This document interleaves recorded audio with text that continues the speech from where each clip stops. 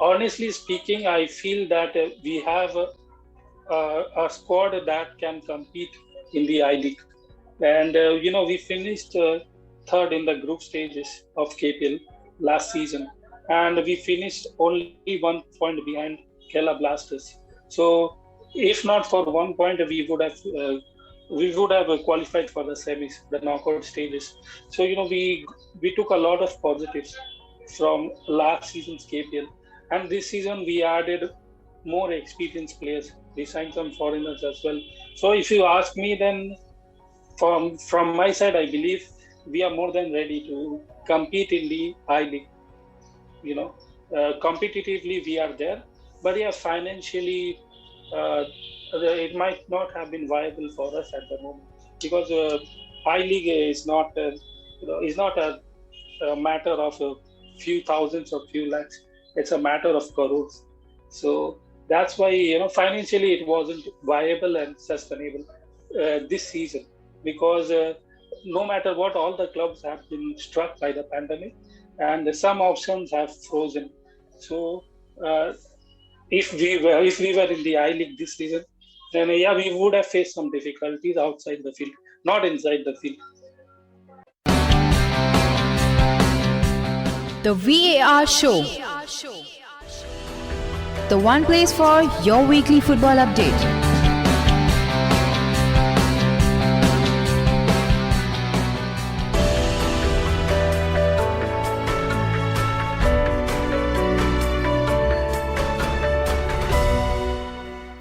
So, hello, a very warm welcome to the VAR show, the show which talks about all the various major football leagues detail. Today, we are going to continue theme of interviews, and we have the CEO of Lucas Sports Club, Mr. Vaibhav Srivastava, with us. So, first of all, I would like to thank Vaibhav for coming on the show. Vaibhav, thank you so much, and welcome to the show. And I would like to begin by asking you, how are you, and what have you been doing? You are the CEO, and you have a league coming up, and pandemic. How is it? Yeah, thank you, Subhasish, for inviting me to your program. And I've been keeping a close eye, and I'm very impressed by your efforts and all the results you have had so far. So it's a great honor for me to come and represent my club on this show. And I would like to correct you, if you don't mind. The name of our club is Lucas Soccer Club, not Okay, Lucas Sports Club. okay. Right, right. And yeah, I have been doing well, and in the entire pandemic period, the work never stopped. So uh, I've been working throughout the pandemic period, and for a football club, the real work happens behind the scenes. So the real developments progress outside the field. So that's why we have stayed glued to our core, and we have been working throughout. Definitely. And like you said, like you corrected me, and I'm sorry for that for saying it wrong. But I wanted to ask you, like, how did Luca, like soccer club, the name come? Because it's a very unique name, and I read somewhere in some of the interviews that it is not the Luca, the place the club is not. Generally, the club is named after the place it is in. How did the name come about? Right. So the naming process happened in the year 2017 when our entity was established. We were an organization at the outset. We were an academy at the outset, and our founder, Mr. Nawaz KV, he was the one who named the club after Luca Toni. Uh, Luca Toni is an ex-Italian national team player, and Nawaz is an ardent fan of the national team, Italian national team. So he used to follow them passionately, and he decided to name the club as a tribute to him. And the soccer part, I think it's like the soccer part came, naturally to Nawaz. I don't think there was any tactic or strategy, but most clubs and most academies were using football. So just to be, unique, he preferred soccer instead of football. And about the city part, I would like to inform you that from this season onwards, we have added Malapuram to our suffix. So from this season onwards, we are named as Abrico, which is our sponsor's name, Abrico Luca Soccer Club Malapuram. And it is because we wanted to relate the club to the fan base we decided to add Malappuram to it because we are from Malappuram. Definitely. And like again with the name, like are you all only football based, or do you all have other sports also? Like maybe because in India you have a lot of sports, and almost all teams have everything. Like even not India, even Real Madrid have basketball and all. Like do you all have only football, or is it other sports also? Only football for now. We don't have any other sports. And in Kerala, I think there are challenges. If you are working on other sports, uh, there will be a lot of constraints. So our main focus is on football, and I think football leads us more than any other sport at the moment. Definitely, and that's why then it would be very wrong for me to say sports club if since it's only soccer, so you have a soccer club, so that makes sense a Exactly. lot. So yeah, Exactly. like you said like how you all were academy and you all are club now. So did you all always have the vision? Because it would be difficult. Like now you can say yes, we had the vision, but realistically, did you all always have the vision that you all will be a big club, maybe competing to participate in the I League? I will be honest to you. I joined this club in 2019, early 2019, and ever since I joined, I think this part was very clear to me that we want to, create a platform for our local players. And when we started the academy, we saw an opportunity, to play top level football. Because when you are competing in the lower level, with due respect to the lower tiers, because they are very important, foundation starts from there. But in order to create a platform, you have to go all the way to the top. And Malappuram is one place in India where there are thousands of players. There are players everywhere. Everyone plays football, and they literally live football. I can tell you that. So we saw an opportunity, and we assessed our talents, and we believed that they had the potential to play top level football. And there were some academies, competing in the Kerala Premier League, which is a state league. So we were inspired by them, and we also decided to take a similar route. And after we participated in the KPL, we thought, why not go one more level higher? So the ambition has always been there, and the reason behind the ambition is because we want to give our players an opportunity uh, to be where they belong.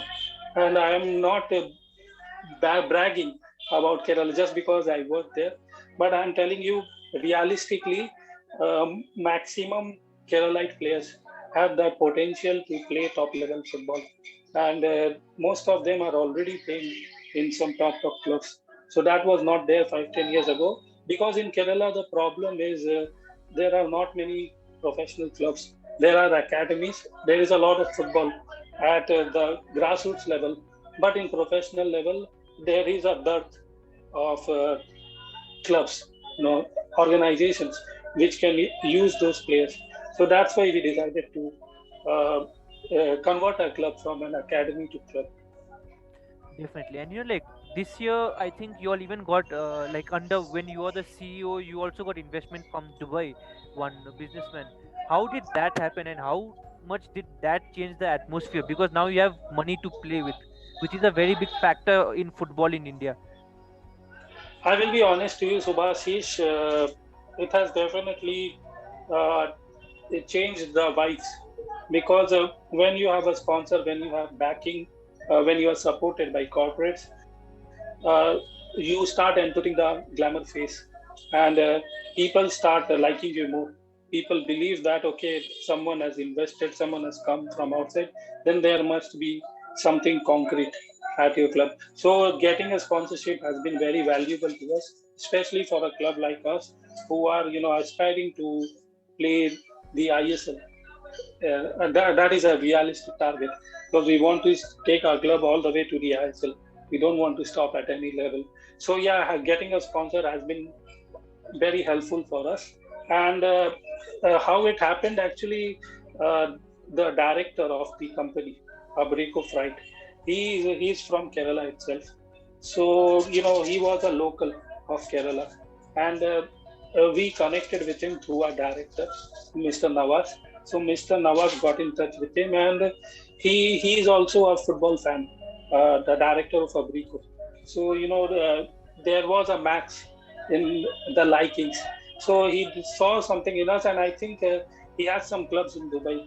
So he was willing to come to Kerala. He was willing to do something constructive in Kerala, get involved in the football scenes. So that's how it materialized, and things happened very quickly. I'm telling you, we got this sponsorship in the pandemic itself. So that itself is a big achievement, because if you have seen most of the clubs, most of the organizations, I'm not talking only about football clubs, most of the organization, most of the businesses have collapsed, literally collapsed.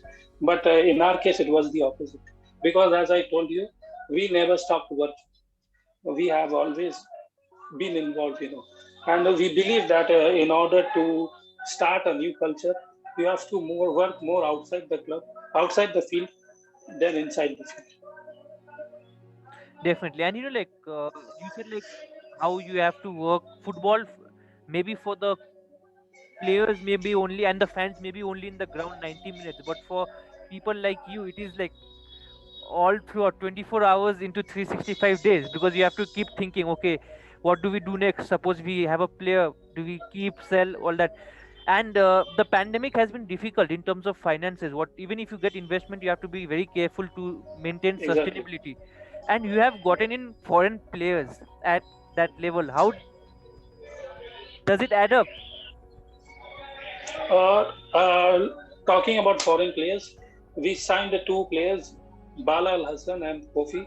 Bala is on the way to Kerala. He might be on the flight as we are speaking. Uh, those two foreign players were signed purely for competitive reasons, because we have a league coming up next month. So we signed them just recently. And talking about the investment and the budget part, we have been very careful, and we have taken a cautious approach. We have not, punched above our weight, and we wanted to bid for the I League. You might be aware there was a buzz that we were preparing for an I League entry, but because of the pandemic and because of the constraints, we decided not to do this season, because it might have been a risk, if you ask me, for a club that is relatively new. And after doing all the preparations, if we were not selected, then it would have backfired financially and motivationally as well, because once you get rejected, you start feeling a little bit dejected. So that's why we have been very sensitive and careful with all our investments, all our spendings, and all the signings are happening purely because of competitive reasons. Definitely. And you said like how the I League part, where you were challenging to get into the I League, I think your other competitor was Sudeva. Was getting not getting into I League a big blow for you all? Not really, and we did not know who were competitors were, and we had no idea how many teams will be selected through the bidding process. But if you ask me, not getting selected after bidding would have been, difficult for us. It would have caused some issues. It would have done damages to our credibility. But we felt that we did the right thing by opting out of the bidding process, and I don't think it has done any such damages, because now we have a more well-defined vision. We know how we want to progress our club. Previously, we thought that why not jump all the way to the I League, which happens to be the second division right now. So we decided why not jump all the way to the second division league. But now we want to take a more sustainable, a more organic approach, instead of punching above our weight, as I said, because we don't want to go somewhere and then fall behind again, because that will make no sense. And if you have noticed, then uh, maximum clubs collapsed because they were not prepared to accept the ground reality, and the ground reality might strike people, who have ambitions, and who have a lot of dreams. So we knew what the ground reality was, and we decided to take one step at a time. Definitely, and I think you are originally from Kolkata. I was going to say Calcutta because that was the previous name. I think that is not changed. So, and you have the I League happening there, and if you, I think you would be watching, as a CEO, you would be watching, maybe scouting players or whatever. Like, if hypothetically, if you all would have been in the I League this season, do you think would have done well? Uh, Honestly speaking, I feel that we have a squad that can compete in the I League. And we finished third in the group stages of KPL last season, and we finished only 1 point behind Kerala Blasters. So, if not for 1 point, we would have qualified for the semis, the knockout stages. So we took a lot of positives from last season's KPL, and this season we added more experienced players. We signed some foreigners as well. So if you ask me, then from my side, I believe we are more than ready to compete in the I League. You know, competitively we are there, but yeah, financially, uh, it might not have been viable for us at the moment because I League is not a matter of a few thousands or few lakhs. It's a matter of crores. So that's why financially it wasn't viable and sustainable this season because no matter what, all the clubs have been struck by the pandemic, and some options have frozen. So uh, if we were in the I League this season, then yeah, we would have faced some difficulties outside the field, not inside the field. Definitely, and like you said, like how you finished third last year, and I think it was your first season in the in the Kerala league, the top league. How was it? How difficult is it? To move from maybe your academy to play in the main league, because although it might sound easy, okay, we'll buy players, this that, there's a lot of logistical thing and many things that you have to take into care. How was it? Actually, it was quite satisfying, if you ask me, and it was worth because we always had our core prepared. We have 4 or 5 age group teams, and we had that base, scouting base where we could select players from. So for us, it was not that difficult because we had a lot of players in hand, and most of them were our academy graduates. As I said, we felt that those guys could really play in the top level. So from our side, it wasn't as difficult as it would have been for those clubs who don't have academies and who started overnight. But we did not progress overnight. Our progress took some time, and it was only 2 years after our inception we got into the KPL. So it was not as challenging, but yeah, we had to play a qualifier game, and we had only 2 weeks to prepare for that, and we lost that qualifier against FC Kannur. We lost it on penalty.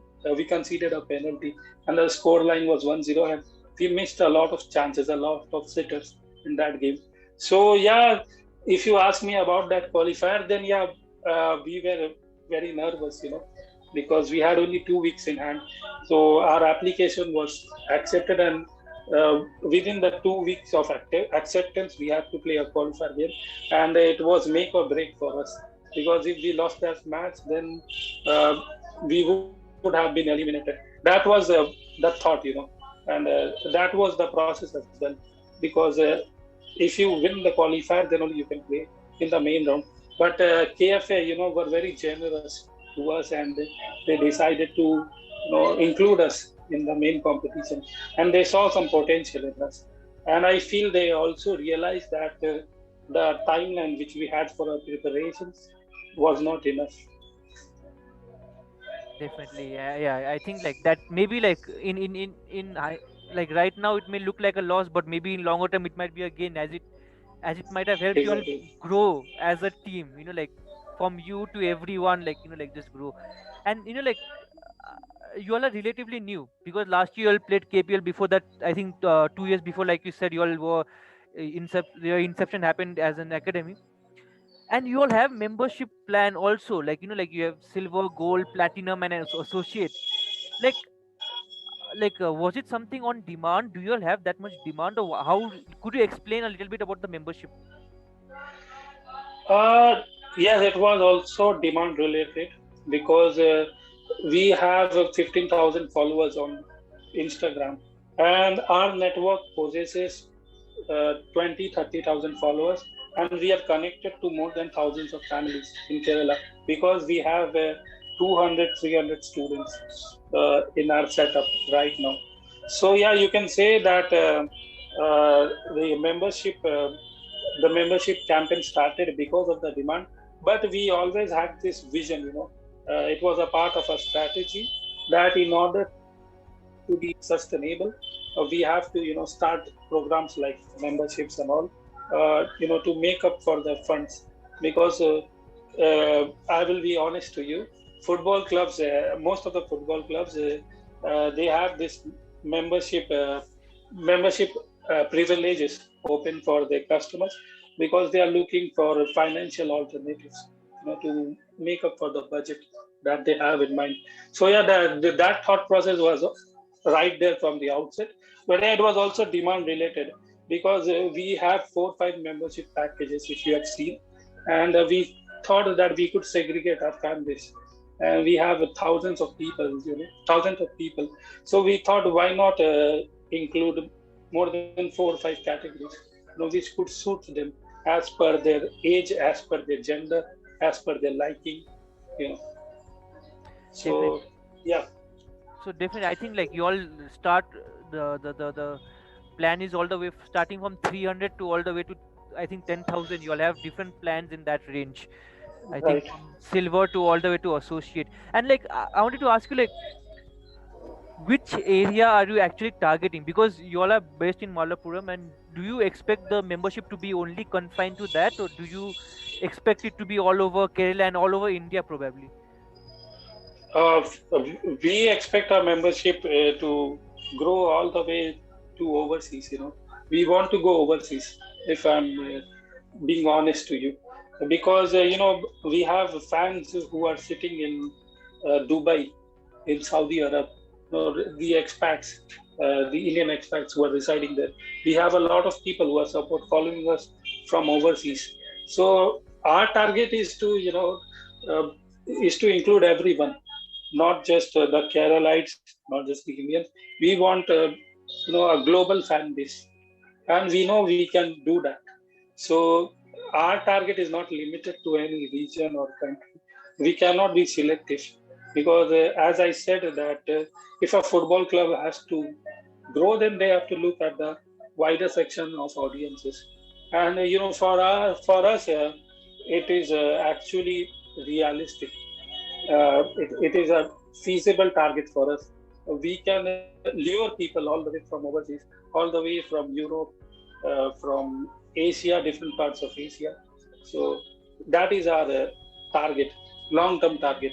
But for now, we want to focus on what we have near us. We have people following us, most of the people following us from Malappuram, from Ernakulam, different districts of Kerala. And we are looking for a national presence as well. And definitely, I totally forgot. I'll just say you one anecdote to that. Like, you are from Kerala, and you said like you have a lot of expats in Dubai. A lot of people from Kerala are in Middle East, especially Dubai. In when I was in Exactly. college, my two friends were from Dubai who were like from Kerala. Like, so yeah, I just remembered. Yeah, okay, yeah, that is a connection where like I don't think And so. that is, There is a. I don't think so. There is something that is being exploited like that because since I don't think so, other clubs have kind of grown that way. At least in my presence, or they have targeted that audience. yeah, you're right. They have not targeted that audience because they have gone with what is in hand. And, everyone has their own preferences, own reasons. But for us, we do a lot of analysis, and we do a lot of data-based analysis, and we found out that we have 20 to 30% followers from Dubai, Saudi Arab, Oman, the Middle East.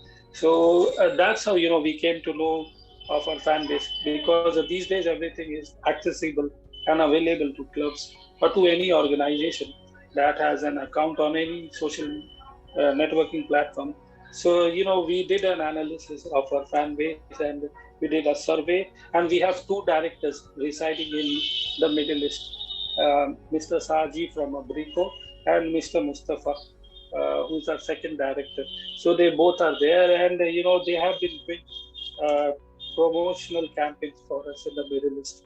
So we knew, we did our analysis, and through the connections we have, we were aware that okay, we can go all the way there. But for other clubs, I cannot speak, because they might not be doing these analysis. They might not have connections there, so they are focusing on the national audience, and that also makes sense, because India is a country with 1.3 billion people, so you don't need to look anywhere else when you have your own ready-made.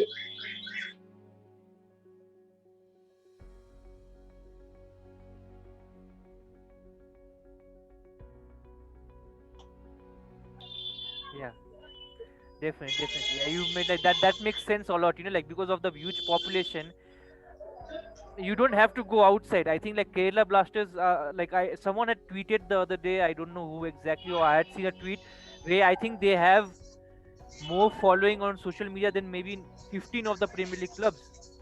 So when you have that presence, why do you want to go out? As of now, at least. Exactly. And for Kerala Blasters, I can talk, because I know about Blasters, because Blasters are the most followed club, as you mentioned, and maximum, not maximum, but a part of their fan base is from Middle East. So, and most of the Keralite expats, they support Blasters, and they are really connected to Blasters more than other clubs. So Blasters also have this advantage. Definitely. And like when I after we discussed that okay we are going to do a show together, and I met few of them and those who run clubs maybe, and they're like okay let please contact me to link me up with whoever we want to maybe kind of we also aspire to be like them, like start from academy and like get into the big promotion, and the players that academy has produced have gone on to play for Nepal, and I think one of the products is Abhishek Rizal, who is playing for Aizawl FC right now. And the club's name is Social Welfare Sports Center Club. And I just said you that, and I wanted to ask you, like, is it something like you, because everyone is doing it as a club? Are you thinking of maybe linking up with other teams or something in terms of collaboration or something? Any foreign clubs, anything? No, we are not seeking those options, because we feel that at the end of the day, nothing productive happens when we talk about partnerships with foreign clubs. And a lot of clubs have done that, but the end product was zero, absolute zero. And people know that these things are marketing gimmicks, and no one is really concerned about the development of football or long-term vision. So we don't want to take that risk, and we want to run independently, because ever since our formation, we have been running on our own. So, in our difficult times when we did not choose that option, why should we now? Because we feel that we are actually a growing club, and, our growth percentage has been very satisfying for us. So we don't want to collaborate with anyone. We did have a tie-up. We do have a tie-up with a club from Mizoram. Actually, they are an academy, and they are playing third division of Mizoram football. So we want to connect with clubs, who don't have any platform, any background. So we want to, create an ecosystem where clubs can grow, contribute, and progress together. So that mindset is there, but we don't want to collaborate with someone who's higher than us and who is not actually here, and who may have other demands as compared to us. Definitely. And no, the club I was talking about, they does not have a team. And so you are basically like what you are doing with Mizoram, you are kind of doing this. So probably after this talk, I'll probably link both of you all so you all can maybe talk about it further. Then why do you want me? I have nothing to do in that full this. No, we would want you because you are the common link, and yeah, we would. I would like to connect with whosoever is there, but at the same time, I would also keep you in the loop. No, because I what I felt is because since you want to grow, I think like how like your membership Nepal for me at least as a thing like uh, I know that uh, if you want to grow like if you have one player from Nepal you have that audience basically in your team, you know, Right. like I think many of them have done that also. I think I would, Subhashish, sorry for interrupting. yeah, I yeah. will tell you, as I'm speaking right now, I am very good friends with Rohit Chand's brother, and Okay, I'm friends with Rohit Chand as well. And okay. I also have a relation with your ex-captain Anil Guru, who played for Shillong Lajong. Hmm. So yeah, I am aware of the culture in Nepal, and I'm very good friends with Rohit Chand's brother. His name is Robin, and Hmm. I think he's doing a lot of groundwork in Nepal. He really wants to do something concrete because whosoever is interested in working in Nepal, they have to start things from the scratch, Yeah. absolute zero. So that is what he's doing. So yeah, I know I can relate to that part. No. When you said start from zero, it is absolute zero. It is absolute zero. Because I have also been trying somewhere in that area, but you know, like it's more easier to give up than to go ahead and do the work. You know, like in your mind. Right. So you know, like we are getting to the end, and you know, like you said, like how your end plan is to play in the ISL, which probably is for any team. However, you know, like whichever level they are playing in India, they end goal is to play in ISL for every reason. For maybe for the audience, for the financial gain, for the everything. Like your club becomes bigger. Do you have a time period where you see yourself in ISL? Yes, we do have a time period because we cannot fire blanks. So we have to make sure that we are somewhere around the target. So as far as ISL is concerned, I think ISL will become an open league after 2 3 years. So it will be a relegation promotion based league, which is not uh, which is not the system right now. So once promotion and relegation start, it will be easier for the clubs to get progressed there.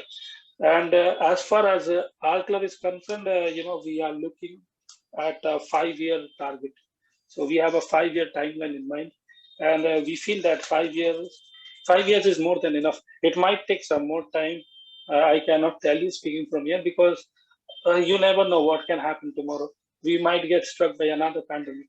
Anything can happen, in this fast-moving world. But 5 years is what we are looking at the moment. Definitely, definitely. So you know, like I think we are almost to the end, and I'll not hold you on much longer. But going into the season, this season of the Kerala League, what is your goal? Do you want to outright win it?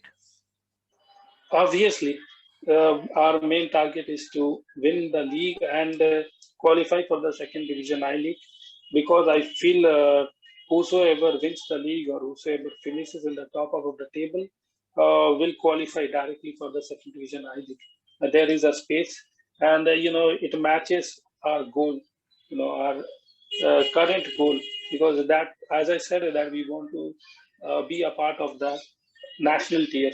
So we want to win the league and qualify for the second division.